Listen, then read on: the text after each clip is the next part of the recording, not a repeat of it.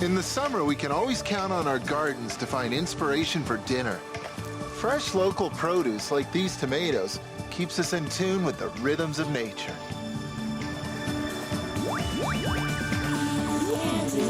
Let me share a secret recipe.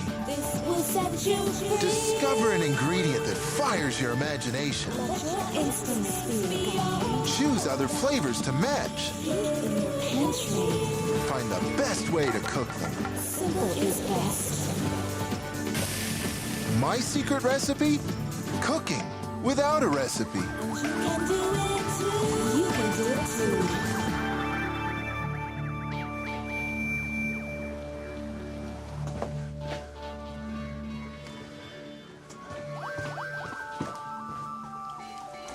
I love tomatoes so much that I celebrate the start of the season every year with a themed dinner. The guest of honor? The bounty in my own backyard. These babies are my inspiration. Hey, it's fun creating an entire dinner featuring just one ingredient. I encourage you to get excited too. Get to know an ingredient you love by exploring beyond the cookbook. Let the ingredients show you the way.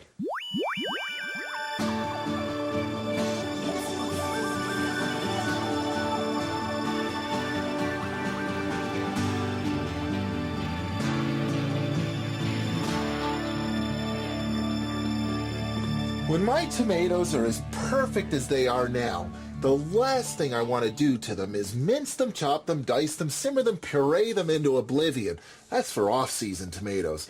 I want to show off what Mother Nature's given me.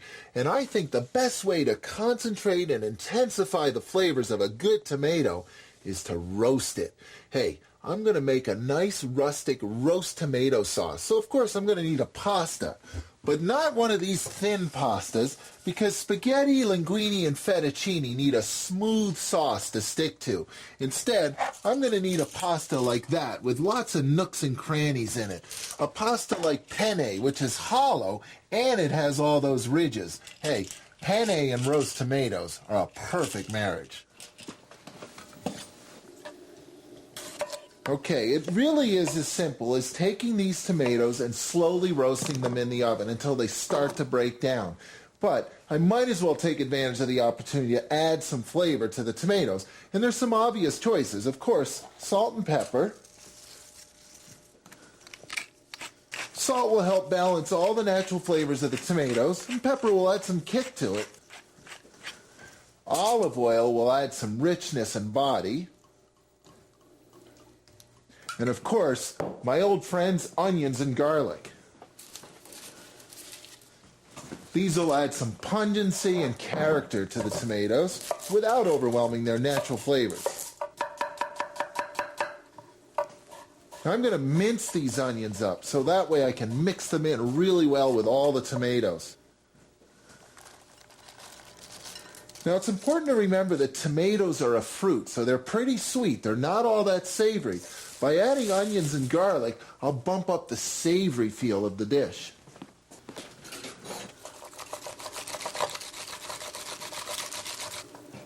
Now tomatoes, onions, garlic, olive oil, salt, and pepper are the base ingredients. I could easily toss this all together and fire it into the oven right now, but there is an opportunity to add some optional flavors as well. Things like herbs, spices, meats, bacon, ham, or pancetta.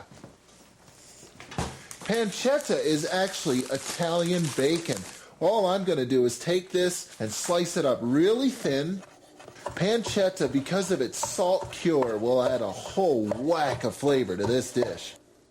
Now just take the time to sprinkle this around right now. I don't want it to clump up all in one place in the middle of the tomatoes. I want to spread it around.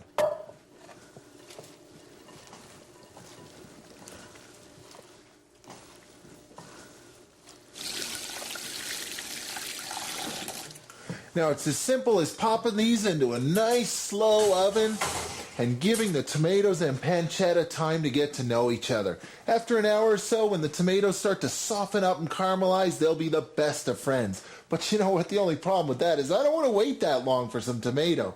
I think I'll make my favorite tomato snack. When the first tomatoes come in every year, this is the first thing we do with them. Slice them up thin, Spread them out on a plate. Season them up just a little bit. Some salt, freshly ground pepper. This is a good time to get into my extra virgin olive oil collection. I've got quite a few, and they're all very pungent and very fruity. Perfect accompaniment to those tomatoes. And a little bit of sharp balsamic vinegar, too. Now, balsamic vinegar is not as strong as other vinegars. It's actually a relatively mild vinegar. It's got quite a woody flavor to it, a nice sweet mellowness to it. Perfect for tomatoes.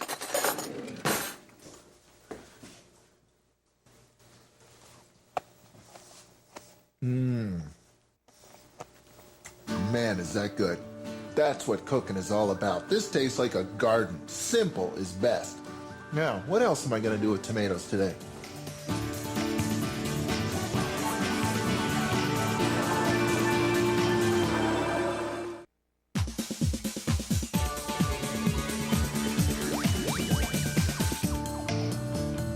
Tomatoes are in season, and I'm celebrating tonight with an all-tomato feast.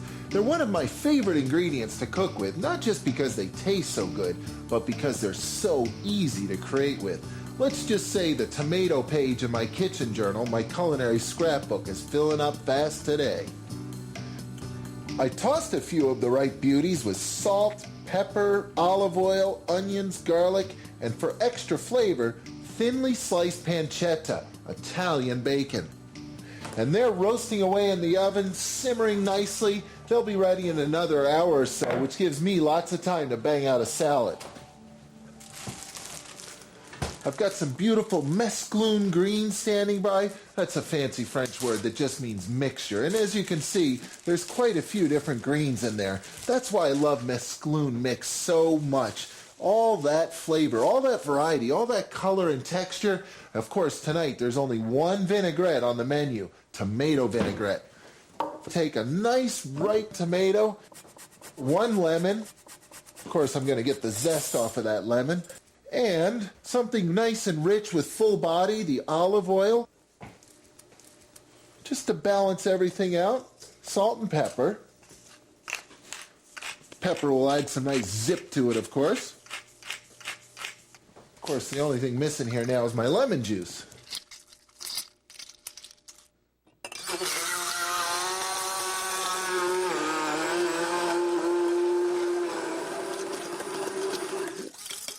So, I think I'll dump this vinaigrette right down into the bottom of the salad bowl. I'll toss this later. I don't want to toss it now because my greens, of course, will wilt long before dinner. And I've got another tomato flavor to add to this salad. My homemade dried tomatoes. They're so simple to make. Begin with a dozen ripe plum tomatoes. Halve them, then toss with a generous splash of olive oil and season with salt and pepper. Arrange them face up in neat rows on a lightly oiled baking sheet. Place in a 250-degree oven and slowly bake until shriveled and dry, about 6 to 8 hours or overnight.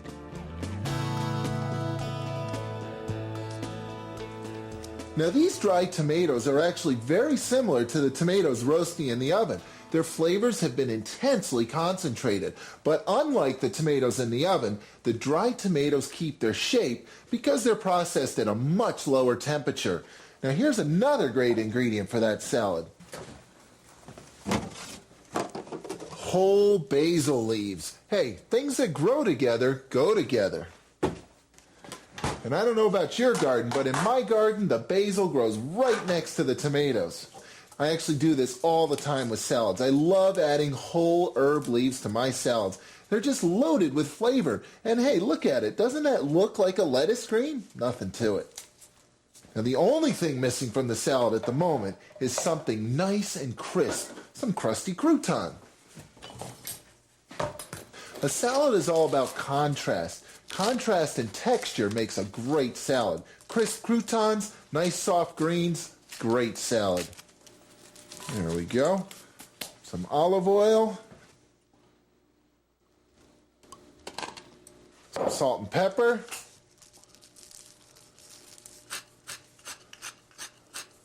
And then I simply toss these up.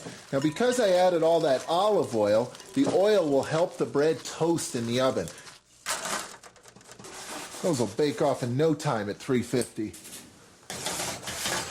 And boy, those tomatoes are looking good too. They're roasting up nicely. Tomato Day is shaping up great. I've got friends coming over for dinner tonight. We're going to have a great tomato salad, some nice tomato pasta. I still have time to whip up a tomato drink though.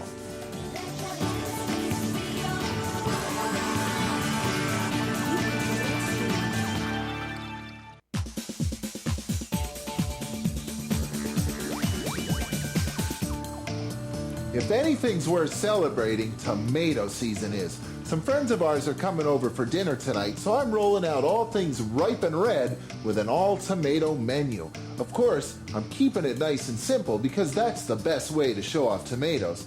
And I'm keeping track as I go in my kitchen journal, my culinary scrapbook, on the tomato page, of course. First, I toss some tomatoes with salt, pepper, olive oil, onions, garlic, and for extra flavor, thinly sliced pancetta, Italian bacon. They're roasting away. I also made a salad featuring 2 different kinds of tomato, in a vinaigrette and oven-dried. And I still have a huge pile of super ripe tomatoes standing by, just the thing to make some tomato juice. I'm going to make a nice cocktail for dinner tonight, but it's not the kind of tomato juice you're thinking about. Watch this. I think the best bartenders are chefs. I routinely play around in my kitchen with drink ideas. I mean, who says that when you create something in the kitchen that you have to enjoy it with a fork? Who says you can't just sip it and drink it? So, I'll begin by simply pureeing all these tomatoes.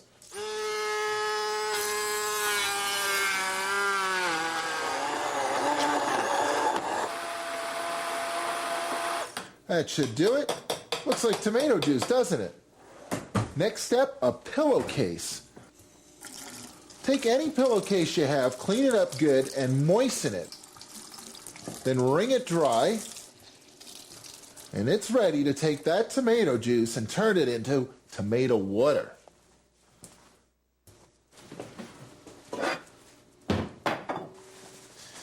Here's where it gets a little tricky because you don't want the bag to touch the bowl. So hold it up above the bowl and then pour in the juice. Now, tomato juice is full of tomato pulp. That's why it's so thick when you drink it. But within that tomato juice is a clear golden liquid yearning to breathe free. It's obviously going to take a little bit of time to get out of there, but when it does, it's so full of flavor. You can improvise just about anywhere you can figure in your house to hang this. That should do it. Now, whatever you do, don't squeeze the bag, because if you do, you'll squeeze tomato pulp out and the water will turn cloudy. Let time and gravity work their magic. And of course, make sure you pick a nice, ripe, juicy tomato to do this with. My favorite tomato grows in my backyard. And come August or September, when it's red, when it's warm and fragrant, when it's ripe, I control when it comes off the vine.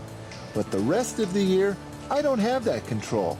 I have to rely on greenhouses just like this one that supply my local supermarket, which works just fine, because these days, supermarkets don't have seasons anyway. Consumers expect fresh produce year-round.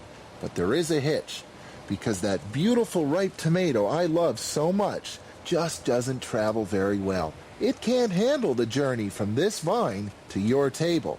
So tomato growers are forced to pick their tomatoes underripe. So here's what I suggest. When you buy a tomato in the supermarket, take it home, don't put it in the refrigerator because cold air will kill whatever flavor it has. Instead, put it on the windowsill. Let the sun ripen it further, because after all, a tomato is not a tomato if it doesn't taste like a tomato.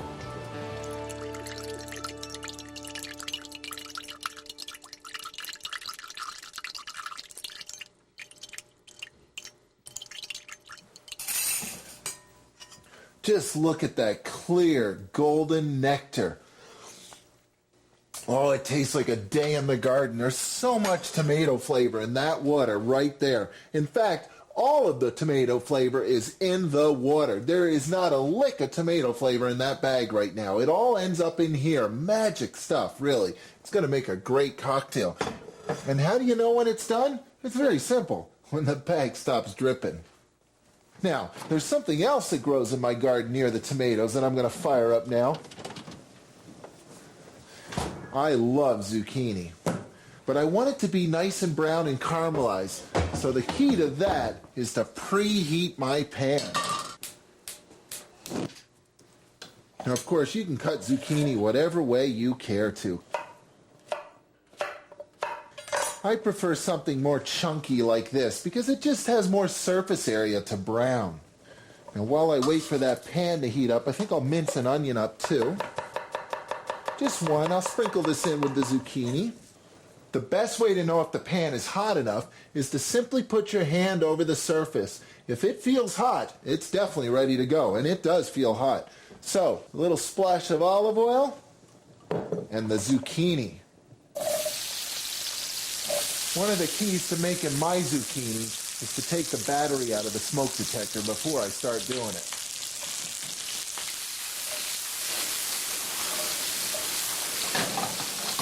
That's why I turn off the smoke detector. Now, a little salt and pepper.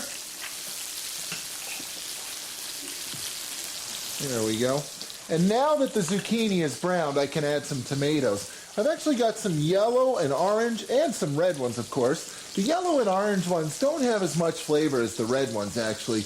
They're more of a low acid type tomato. They're actually kind of a pretty face, but that's okay. They're going to look great in my zucchini. Now at this point, when I add these tomatoes, I'm basically going to stop the browning process cold because of the high liquid content in the tomatoes. So make sure your zucchini is as brown as you like it before you add the liquid in the tomatoes.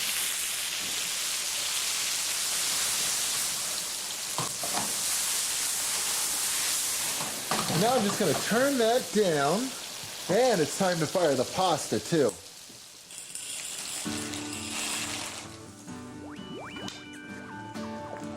This won't take very long to cook, so it's almost time to mix up the drinks. I see a tomato party in the very near future.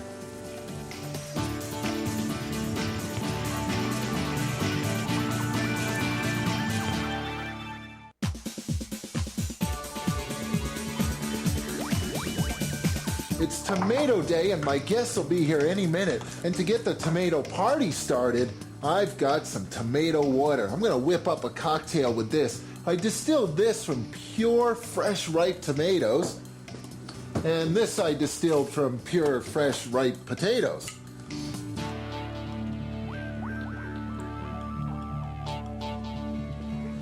That should warm things up a bit. And I'll just top that off with a splash of tomato water.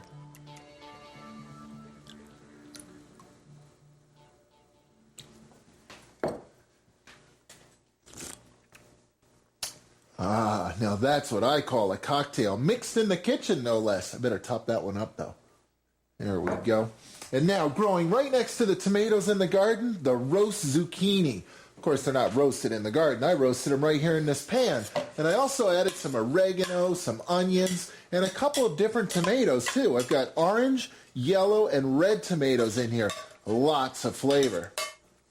But the main event today is penne pasta.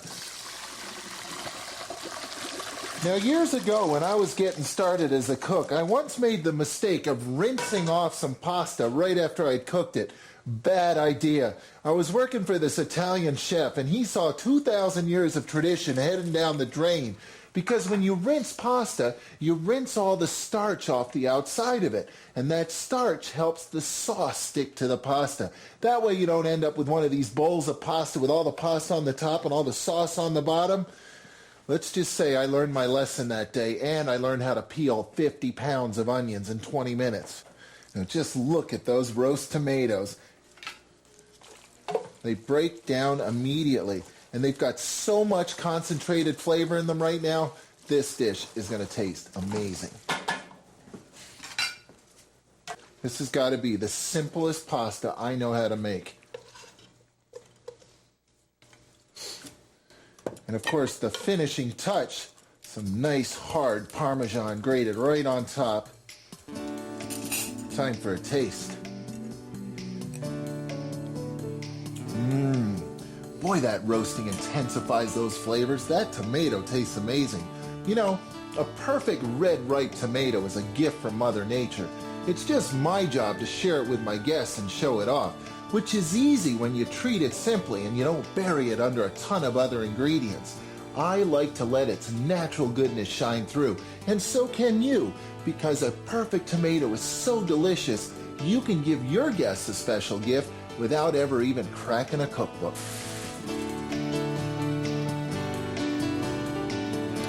Anyone like some salad? I love some salad. Tomato salad. Oh, does that ever taste good, huh? Very nice. You can really taste the tomato. Roast zucchini with tomatoes. Natural flavor combination, of course. Orange and some yellow tomato Yep. in there too. Almost burned the house down today sauteing that zucchini, though. A toast. Here's to this year's tomato crop. Cheers. Cheers.